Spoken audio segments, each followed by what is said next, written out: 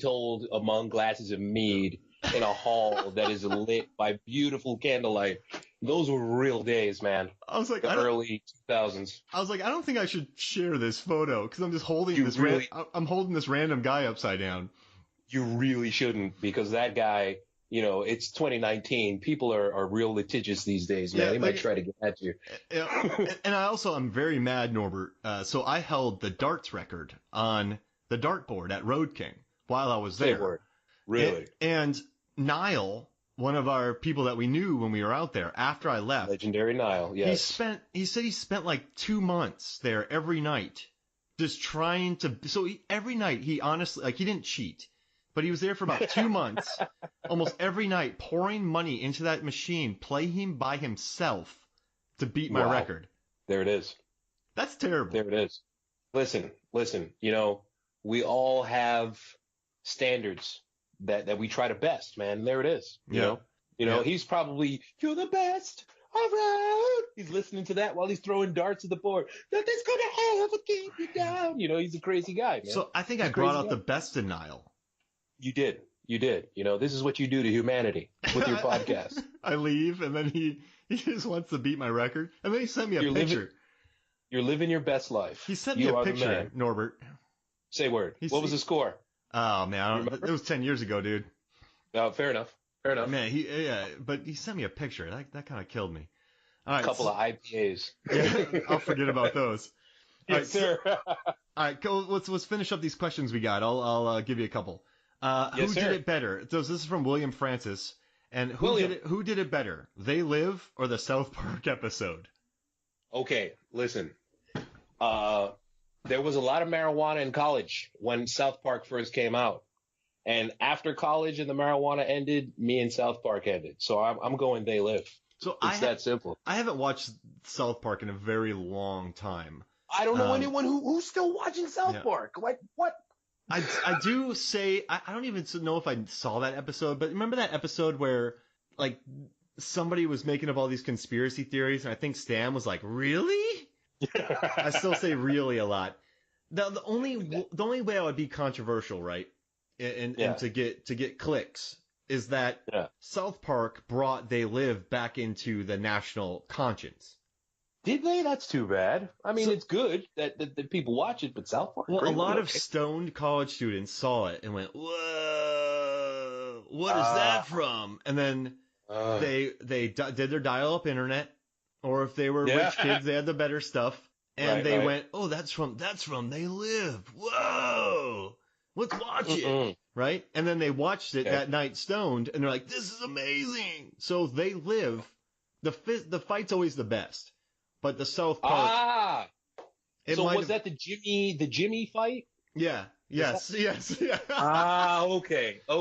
I didn't know that they were trying to riff on They Live. Whatever. So that I feel you. Go for it, bro. Right? Listen, the They Live fight is the best, but it is. Yeah. But at least it brought it back into the conversation for kids who had no idea what it was. Fair enough, baby. Fair enough. We will ride with that. Robert Lamb asks, Why wasn't the fight longer? The only reason why the fight wasn't longer is because they didn't give him the budget, man. Yeah, there's no way that fight could not have gone on a solid 10 to 15. Yep. It break out from the alley into the street. He puts him through a car, and then oh my God, the glasses work. Yeah, that's all that is. They didn't and that fight walks a fine line, right? Between go for it. It could be that fight is not too long and it's not too short, but in the middle it might have been too long. Does that is that weird? Like it goes on so long, that it becomes epic. But if it would have been 30 seconds shorter, it would have been too long. The thing about it is too, it's still carrying the narrative as the fight goes on. Because you're getting to see parts of their character, Keith David is all about his family. He's not a dirty fighter. Right. He's not a dirty fighter. And he's an inherently good guy. So when Piper tries to hit him in the junk, you dirty mother, Yeah. And Piper's been on the street since he's 13, so he's just doing what he has to do. Whoa. So you get to see elements of their character come out, and at the same time, Piper is really defending himself more so than he's trying to beat the hell out of Keith David. Yeah. And there are a few movie fights that you can say carry the story the way that this fight does, man. It's such a good movie. Well, man. what a great point too, because if you think about it, when he smashes that car, when he smashes Frank's car, right? Right, he apologizes. Yeah, and he laughs, and then Frank bashes the bottle, and it all explodes, and then he starts laughing. Right. Well, damn, Norbert. Right. He doesn't want to kill Frank, dude. That's his boy. Yeah, you know he likes saying? Frank. And in the commentary, Roddy Piper's like, he's my friend. Yeah, absolutely. Oh, wow. Rest in peace, Piper. Rest in peace. That really, and it did further the narrative. And you know what's interesting is I find action scenes, I love action scenes, right? But I feel like they only work best when they do what They Live did. Right. I have found myself not liking just action scenes, right? I feel like they so often you can just tune it out. Yeah, they need to tell a story.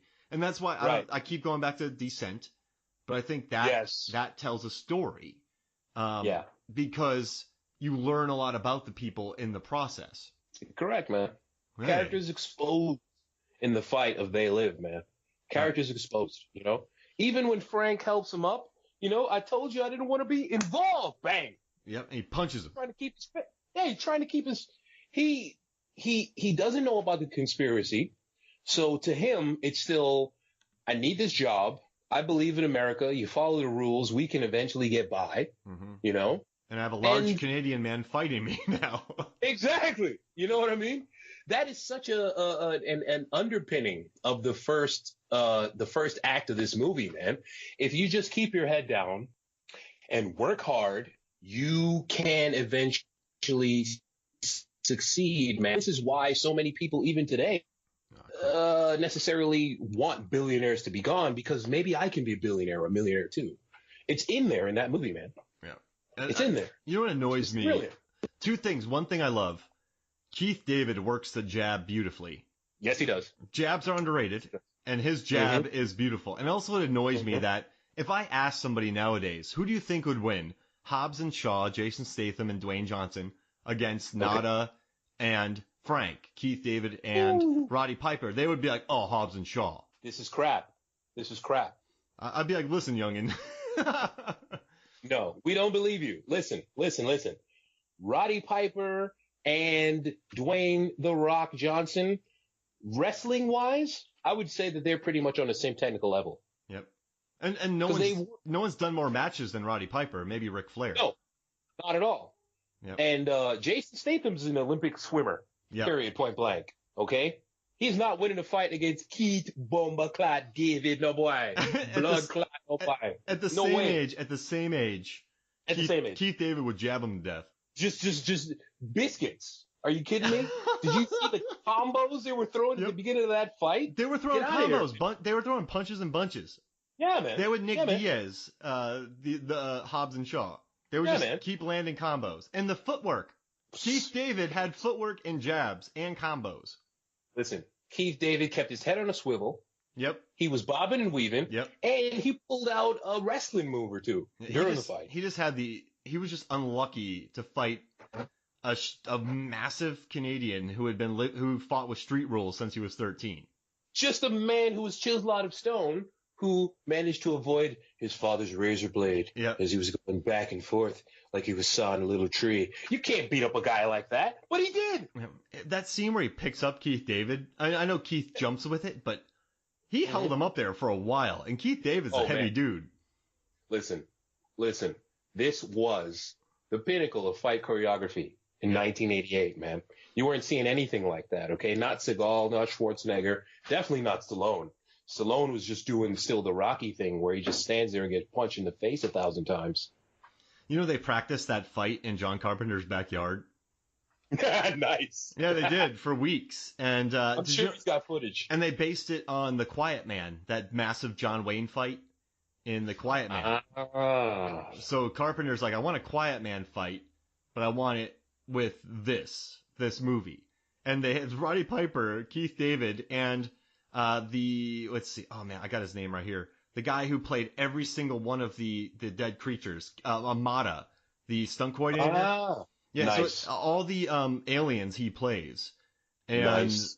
so it was them in John Carpenter's backyard, just planning out a fight. Oh man, how cool would that have been to be there to see that? Are you kidding me, man? Just Piper, just taking Keith David to the side. Okay, so I'm gonna lay you out, eh? And then I'm gonna pick you up and I'm gonna slam you to the ground again. It's gonna be all right, eh? Because we're gonna drink some Molson after, and then we're gonna talk about it. You know? I'm sorry, man. That came out of nowhere. And Keith David said he's on tape on the They Live Blu-ray by Shout Factory, amazing Blu-ray. He said, Nice. I never felt safer fighting with another guy. That's the thing. So Keith Piper, David said, I never felt safer. I told you, man. Piper and The Rock, in terms of technical wrestling, there's no real difference. And if anything, because Piper has more experience, he knows how to, for example, give you a pile driver without breaking your neck. I think that's happened to a couple of guys in actual WWF. And a couple of guys got hurt. What I like about this fight scene is, I know I keep talking, I'm harking on this a lot, but you watch a lot of these fight scenes with The Rock or Arnold or Stallone, right? They don't get hurt. In this movie, Keith David takes it to Roddy Piper. So if Roddy Piper had a massive ego, right, Hulk Hogan wouldn't have been taken to town like this by Keith David. But Roddy Piper... They look even. Yeah. They look even. Roddy Piper was totally fine with it. And he was happy to do it. And he said it actually helped save his WWE career. And also with Roddy Piper too, man, like he grew up wrestling in those Canadian dungeons. You know, they call it like the dungeon. Where he trained was a miserable place. Yeah, so he wasn't just on a dirty bed. Yeah, he wasn't just a fake wrestler. This guy had been put through 8 ringers.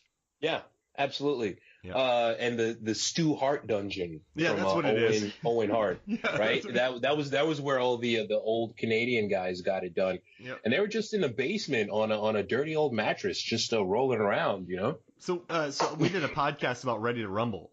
There's a guy, a friend of mine, Mo Lightning. He does a wrestling audio podcast, long running wrestling thing. And I brought him in to do Ready to Rumble, and he was angry at me at first. But like, we're only talking about positives. We're not just gonna bash on this movie. But you know, Martin Landau plays like a Stu Hart type guy in that Oscar-winning. Martin Landau is. I saw that movie. It was a long time ago. One of the what's the guy's name? He was in 8-Legged Freaks. Yeah, David Arquette. Yes, that's okay. Yes. Oh my God, he was supposed to be Stu Hart. That makes a lot of sense. I'm gonna get that movie again and watch it. So. All right, what I like about Ready to Rumble are the decisions made by Oliver Platt. Because Oliver Platt, he's a good actor. He has been around forever. So the decisions... He plays a scumbag, right? Decisions that he makes in that movie are not... He makes decisions to be this character, and I think they're brilliant. Also, I think I'm a big fan of the Scream series and Ravenous, so I think David Arquette has more to him than Ready to Rumble. It's not a good movie. It's a very bad movie. But it was a bad movie. Yeah, there's a scene in that movie where a crap truck flips, right, and poops flying everywhere. And then a semi truck hits it, but the semi truck is carrying toilet paper that's not in any wrappers. So toilet paper comes flying out. And then some guy goes, "What are the odds?" And that's Looney Tunes. I've never wanted to headbutt a TV more. Yeah, that's Looney Tunes. That sounds terrible. I wanted to chase it. Oh yeah. All right, but back to this movie. So let's see. I like it. I think we have one more question, and this is a very good question that comes from Brett Hendrickson. Sorry. If this film was planned to be remade, who would you want? So everything's remade, Norbert. So yes, sir. Everything is. Yes, sir. The Great Train Robbery came out a year later. It was remade. When sound happened, the majority of the silent pictures were remade. So this is going to happen.